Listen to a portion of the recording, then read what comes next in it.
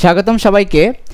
এখন আমরা দেখব ইউভি রশ্মি দিয়ে কিভাবে জালটাকে এবং পাসপোর্টটা শনাক্ত করা যায় সেটা। ইউভি রশ্মি হচ্ছে একটা তড়িৎচুম্বক তরঙ্গের একটা পোর্শন বা একটা অংশ, একটা রশ্মি। তো এই রশ্মি দিয়ে আমরা জাল টাকা শনাক্ত করব এবং জাল পাসপোর্ট শনাক্ত করব। তো ইউভি রশ্মি দিয়ে জাল টাকা এবং পাসপোর্ট শনাক্তকরণের যে কনসেপ্টটা আছে সেটার জন্য আমাদের চারটা জিনিস বোঝা লাগবে। একটা হচ্ছে প্রতিপ্রভা, একটা হচ্ছে অনুপ্রভা। প্রতিপ্রভার ইংলিশ হচ্ছে ফ্লোরেসেন্ট। তোমরা যারা ইংলিশ ভার্সনে আছো এটাকে ফ্লোরেসেন্স বলা হয়। এরপর অনুপ্রভা, এরপর হচ্ছে নিরাপত্তা সুতা বা সিকিউরিটি থ্রেড, তারপর ফসফর। এই চারটার টপিক যদি আমরা বুঝতে পারি তাহলে আমরা জাল টাকা শনাক্ত এবং পাসপোর্ট শনাক্তের যে কনসেপ্টটা সেটা বুঝতে পারবো। তো প্রথমে আসো প্রতিপ্রভা ব্যাপারটা কি। প্রতিপ্রভা ব্যাপারটা হচ্ছে কোন একটা সারফেস বা কোন একটা বস্তুর তল, এটাকে আমরা বলতে পারি একটা সারফেস অথবা একটা তল, একটা বস্তু।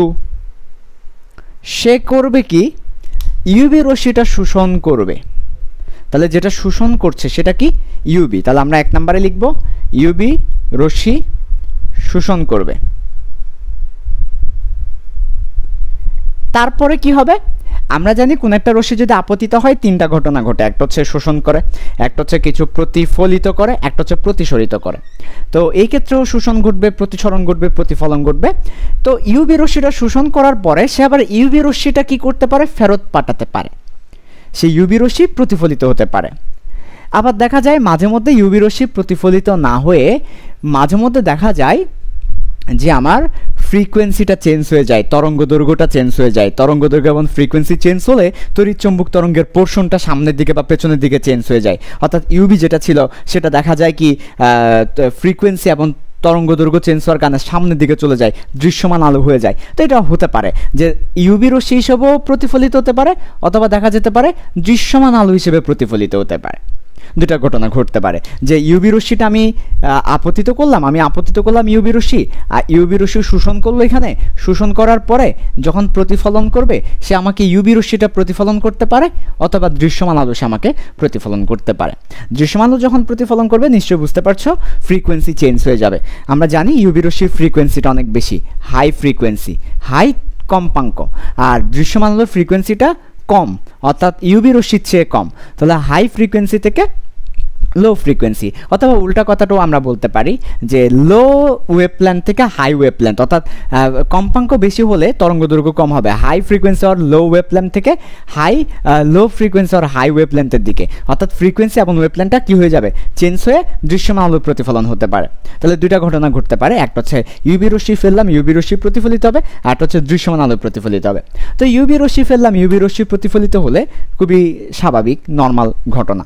কিন্তু যদি ইউভি রশ্মি ফেলার পরে দৃশ্যমান আলো প্রতিফলিত হয় সেটা একটা অস্বাভাবিক ঘটনা। নর্মালি নিয়ম ছিল ইউভি বের হওয়ার, কিন্তু দৃশ্যমান রশ্মি প্রতিফলিত হচ্ছে, তাহলে এটা একটা আনকমন ঘটনা। তাহলে ফেলবো ইউভি, বের হবে দৃশ্যমান, এই ঘটনাটাকে আমরা বলি প্রতিপ্রভা।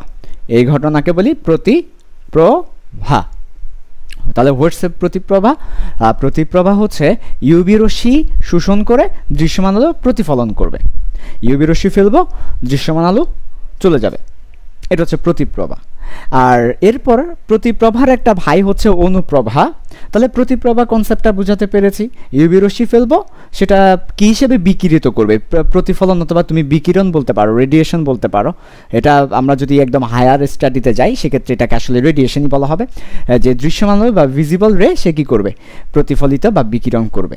এই ঘটনাটাকে বলে আমরা প্রভা, ঠিক আছে।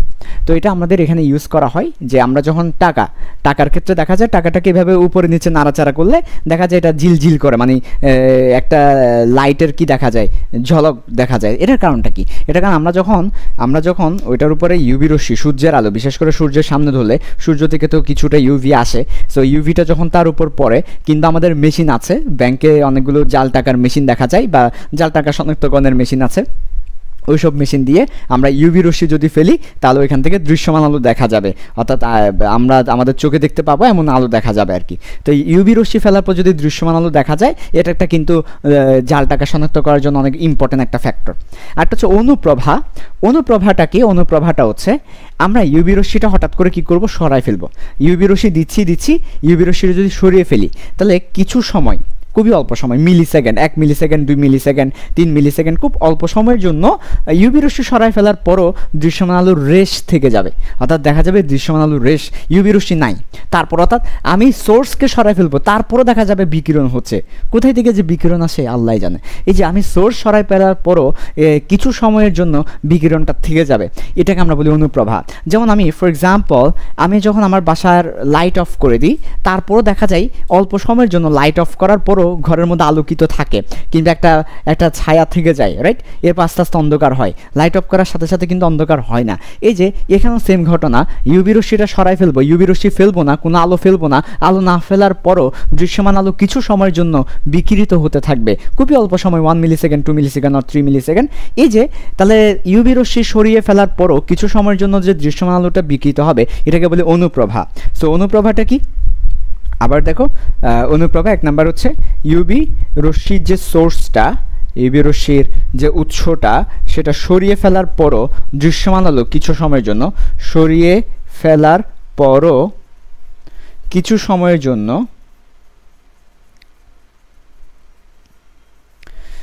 দৃশ্যমান আলো দেখা যাবে।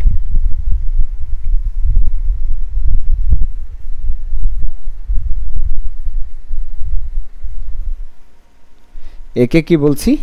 কিছু সময়ের জন্য দৃশ্যমান আলো দেখা যাবে, একে অনুপ্রভা বলছি, ঠিক আছে? এই ঘটনাটাকে অনুপ্রভা বলছি।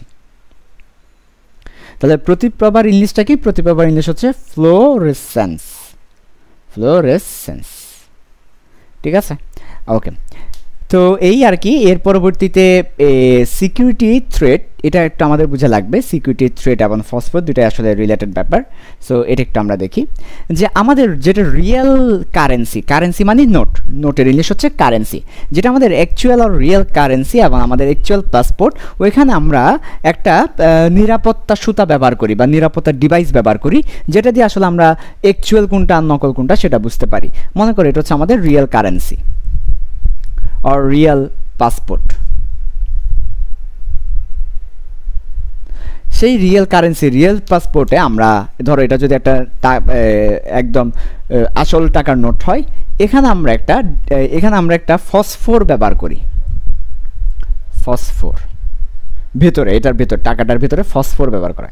এই ফসফরটা হচ্ছে এই ফসফরটাকে আমরা বলি বেসিক্যালি সিকিউরিটি থ্রেট বা নিরাপত্তা ডিভাইস বা নিরাপত্তা সুতা। এটা হচ্ছে আসলে আমার এই নোটের নিরাপত্তা, ফসফর। তো ফসফর এটা আসল টাকায় ব্যবহার করা হয়, নকল টাকায় কিন্তু ব্যবহার করা হয় না, নকল পাসপোর্টে ফসফর ব্যবহার করা হয় না। তো ফসফর, এই ফসফরের বৈশিষ্ট্যটা কি? ফসফর হচ্ছে প্রতিপ্রভা ঘটায়। তাহলে ফসফরের যে বৈশিষ্ট্য সেটা হচ্ছে সে প্রতিপ্রভা ঘটায়। ফসফরটা কিসের তৈরি? Y2O3, এটা হচ্ছে ফসফরের সংকেত, প্লাস আরও বেরিয়াম, ম্যাগনেসিয়াম আর এরকম হাবিজাবি আছে, তবে এটাকে বলে ইউরেপিয়াম, ঠিক আছে? Y2O3, ইউরেপিয়াম, টাইটানিয়ামও থাকতে পারে। এগুলো হচ্ছে তোমরা একটু বই থেকে দেখে নিও যে ফসফরটা কিসে তৈরি সেটা। তো ফসফর প্রতিপ্রভা ঘটায়, তার মানে এই নোটে যখন ফসফর ব্যবহার করব, ইউভি রশ্মি ফেলার সাথে সাথে সেটা দৃশ্যমান আলো তোমাকে বিকিরণ করবে। যদি দৃশ্যমান আলো দেখা যায় তাহলে এই কারেন্সিটা রিয়েল, আর যদি দৃশ্যমান আলো দেখা না যায় এই কারেন্সিটা ফেক। সো এভাবে করে আমরা কি করি? ফসফর ব্যবহারের মাধ্যমে ফসফরটা দিয়েই আসলে এই সিকিউরিটি থ্রেট বা নিরাপত্তা সুতা, অর্থাৎ এখানে বেসিক্যালি ফসফরটা আমাদের নোটের মধ্যে 1000 টাকার নোটের মধ্যে এই যে জায়গায় দেখা যায়, ওই যেভাবে করে একটা সুতা হিসেবে দেখা যায় আর কি, ঠিক আছে? এই জায়গায় একটা এইভাবে সুতা দেখা যায়, এটাই হচ্ছে আমাদের ফসফর বেসিক্যালি।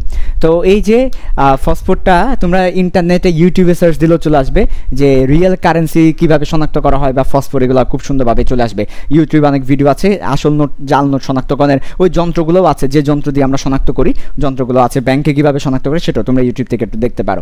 তো এই যে যেটা বলছিলাম সেটা হচ্ছে যে আমাদের এখানে একটা সিকিউরিটি থ্রেট হিসেবে ফসফর ব্যবহার করি।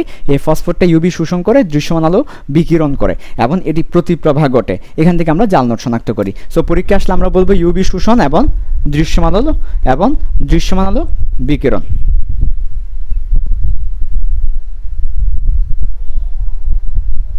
এটাকে আমরা বলি এই ঘটনাটাকেই প্রতি পাবে, এবং এটার মাধ্যমে আমরা রিয়েল কারেন্সি অ্যান্ড পাসপোর্ট শনাক্ত করে থাকি। সো যদি কখনো বলে জাল টাকা এবং জাল পাসপোর্ট শনাক্তকরণে কী ব্যবহার করা হয়, ইউবি রশ্মি ব্যবহার করা হয়। ওকে, ঠিক।